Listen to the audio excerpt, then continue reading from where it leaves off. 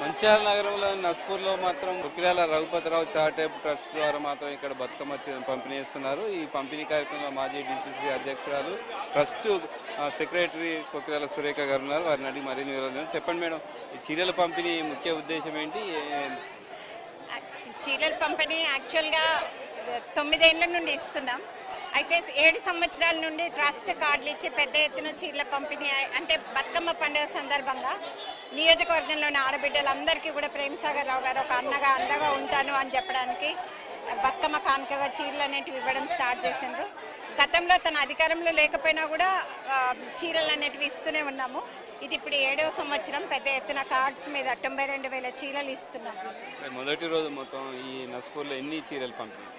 ఈరోజు దాదాపు 13,500 చీరలు ఇస్తున్నాం. ప్రగతి మైదాన్లో 6,000 చీరలు, ఇక్కడ 7,500. అంటే కొంతమంది నాయకులు ఎమ్మెల్యే కాగానే ఇట్లాంటి కార్యక్రమం నిలిపివేస్తారు. ఎమ్మెల్యే ప్రేమసాగర్ రావు కొనసాగించడం పట్ల మీరు ఎట్లా? అంటే గతంలో కూడా ప్రేమసాగర్ రావు గారు 2018 ఎలక్షన్స్లో గెలవకపోయినా కూడా చీరలు అనేటివి ఇచ్చిండ్రు. అది అంటే ఆయన కార్డు ఇచ్చేటప్పుడే మేము చెప్పడం జరిగింది, 10 ఏళ్ల పాటు ఈ నియోజకవర్గంలో ఆడబిడ్డలందరికీ బతుకమ్మ కానుక చీరలు ఇస్తామని చెప్పేసి. తర్వాత గెలిచిన తర్వాత కూడా ఇస్తున్నారు. కరోనా 1 సంవత్సరం ఇవ్వలేదు. ఈ సంవత్సరం కూడా అక్టోబర్లో ఇవ్వలేకపోయినాం, ఎందుకంటే ప్రేమసాగర్ రావు గారు హాస్పిటల్లో ఉండడం వల్ల. అందుకని చెప్పేసి ఇప్పుడు జనవరిలో ఇస్తున్నాం. ఎమ్మెల్యే కాకముందు చీరలు ఇస్తానని చీరలు పంపిణీ చేశారు. ఎన్నికలకు ముందు అభివృద్ధి పథకాలు మేము ఇవి చేస్తామని చెప్పారు, అవి చేస్తున్నారు. ఏంటి మేడం అసలు ఈ నియోజకవర్గ ప్రజలకు మీరు? అంటే ప్రేమసాగర్ రావు గారి కళ మంచిర్యాల నియోజకవర్గాన్ని తెలంగాణలోనే మొదటి నియోజకవర్గంగా తీర్చిదిద్దాలి అని చెప్పేసి, నంబర్ 1గా తీర్చిదిద్దాలని చెప్పేసి. అందుకే ప్రజా ప్రయోజనాలు ఏమేమి ఉన్నాయో వాళ్ళకి దానికి అవసరమైన విధంగానే పనులు చేస్తున్నారు. ప్రేమసాగర్ రావు గారు ఇవాళ ఎమ్మెల్యే అయినరు అంటే ఒక సుదీర్ఘ పోరాట తర్వాత ఎమ్మెల్యేగా గెలిచిండ్రు. 10 ఏళ్ళు మేము వాడవాడ ఇల్లు గడప గడప తిరిగిన తర్వాత ఇక్కడ ప్రజలకు ఏది అవసరమో అన్నది తెలుసు కాబట్టి దానికి ప్రణాళిక ప్రకారంగా చేస్తున్నారు. ముందు మంచిర్యాల పట్టణానికి 70 ఏళ్ళు మున్సిపాలిటీగా ఉన్న మంచిర్యాల పట్టణానికి ఒక శ్మశాన వాటిక లేదు కాబట్టి మొట్టమొదలే మహాప్రస్థానం అనేది నిర్మించడం జరిగింది. దానికి 102 రోజుల్లోనే పైలట్ ప్రాజెక్టుగా చేపట్టి చేసిండ్రు. దానికి వండర్ బుక్ ఆఫ్ వరల్డ్లో అవార్డు కూడా వచ్చింది. ఆ తర్వాత విద్య వైద్యం మీద దృష్టి పెట్టిండ్రు. దాదాపు అన్ని నియోజకవర్గంలో ఉన్న అన్ని గవర్నమెంట్ స్కూల్స్ కూడా లక్షల నిధులు ఇచ్చి అక్కడ స్కూల్స్ అన్నిటికీ సౌకర్యాలు కల్పిస్తూ ఉన్నారు. అట్లనే లక్షట్పేటలో కూడా ఒక కాలిపోయిన వారి ప్రేమసాగర్ రావు గారు అంతకుముందు చదివిన స్కూల్ అది, అక్కడ ఒక స్కూల్ జూనియర్ కాలేజ్ కూడా నిర్మించడం జరిగింది. అది కూడా ఉన్నత ప్రమాణాలతో కూడిన విద్య అక్కడ అందుతుంది. అలాగే దానికి సంబంధించిన సౌకర్యాలు కూడా అక్కడ కల్పించడం జరిగింది. అట్లనే వైద్యం మీద కూడా దృష్టి పెట్టిండ్రు. లక్షట్పేటలో ఒక 30 పడకల హాస్పిటల్ అనేది ఇప్పుడు రన్ అవుతుంది, నూతనంగా నిర్మించుకోవడం జరిగింది అక్కడ. ఆ తర్వాత ఇక్కడ మంచిర్యాలలో ఐబీ స్థలంలో 600 పడకలతోని ఒక సూపర్ స్పెషాలిటీ హాస్పిటల్ కూడా నిర్మిస్తూ ఉన్నారు. అంటే ఎమ్మెల్యే ప్రేమసాగర్ అనారోగ్యంతో ఉన్నా కూడా ఈ నియోజకవర్గంలో ప్రతి అభివృద్ధి పని ప్రజల కోసమే ఆలోచిస్తూ హాస్పిటల్లో ఉన్నా కూడా వీటిని వాకప్ చేస్తూ ప్రజల మధ్యలో ఉంటున్నట్టుగా మాత్రం ప్రచారం జరుగుతుంది. ఎందుకు ప్రేమసాగర్ అనారోగ్యం ఉన్నా కూడా ప్రజల మీద ఇంత ప్రేమ? అంటే ఇది ఆయన ఒక కమిట్మెంట్తో వచ్చిండ్రు.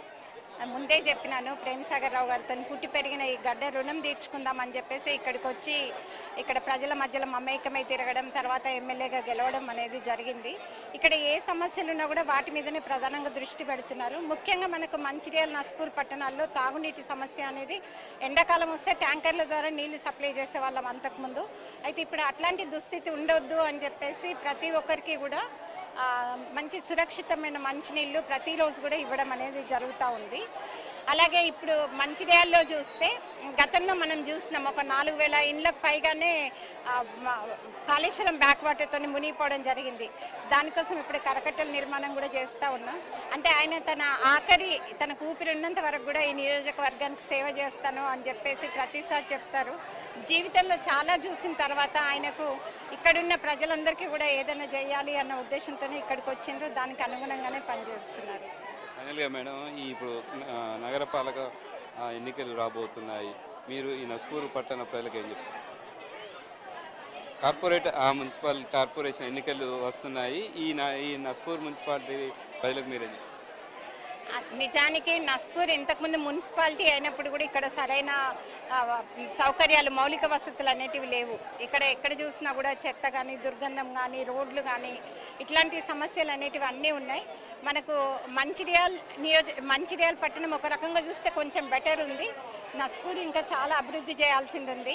అయితే ఎమ్మెల్యేగా ప్రేమ్ సాగర్ రావు గారు పెద్ద పెద్ద విషయాల మీదనే దృష్టి పెట్టేసి నియోజకవర్గానికి ఏం కావాలి అన్నది ఒక 20-30 ఏళ్ల తర్వాత కూడా ప్రజలకు అందుబాటులోకి తేవాలని చెప్పేసి వాటి మీద దృష్టి పెట్టి పనిచేస్తున్నారు. రేపు మున్సిపల్ కార్పొరేషన్ ఎన్నికల తర్వాత ఇక్కడ కార్పొరేటర్లు అనే వాళ్ళు ఉంటారు. ఆ వార్డులకు సంబంధించి ఏవైతే వీధి దీపాలు కానీ డ్రైనేజ్ కానీ తాగునీళ్ళు కానీ రోడ్లు కానీ ఇట్లాంటి సమస్యలు ఏమున్నా కూడా ప్రేమ్ సాగర్ రావు గారి దృష్టికి తీసుకొచ్చి అవి చేయడం అనేది జరుగుతుంది. యాక్చువల్గా మున్సిపల్ కార్పొరేషన్ అన్నది కూడా ప్రేమ్ సాగర్ రావు గారు వచ్చినాకనే ఇది చేయడం జరిగింది. తప్పకుండా మన అన్నిటికన్నా దాదాపు నియోజకవర్గంలో ఉన్న 70% ఓట్లు మంచిర్యాల కార్పొరేషన్లోనే ఉన్నాయి. తప్పకుండా ఈ ప్రాంతానికి అంటే అభివృద్ధి అనేది జరుగుతుంది ప్రేమ్ సాగర్ రావు గారి ఆధ్వర్యంలో. Thank you madam. మొత్తానికి ప్రతి సంవత్సరం మాత్రం ఆడబిడ్డలకు చీరలు పంపిణీ చేస్తున్నారు. ఈ నియోజకవర్గ అభివృద్ధి లక్ష్యంగా పనిచేస్తున్నారు. వారు అనారోగ్యంతో ఉన్నా కూడా ఈ నియోజకవర్గంలోని ప్రజల కోసం ఆలోచిస్తూ అభివృద్ధిపై దృష్టి పెట్టి ఈ నియోజకవర్గాన్ని రాష్ట్రంలోనే మొట్టమొదటి నియోజకవర్గంగా తీర్చిదిద్దాలనే ప్రేమ్ సాగర్ లక్ష్యం అని చెప్పి మాతో పాటు డీసీసీ మాజీ అధ్యక్షురాలు ట్రస్ట్ సెక్రటరీ కొకిరాల సురేఖ తెలిపారు. కెమెరామెన్ మహేష్తో శ్రీనివాస్, ఏ న్యూస్, నస్పూర్ నుండి.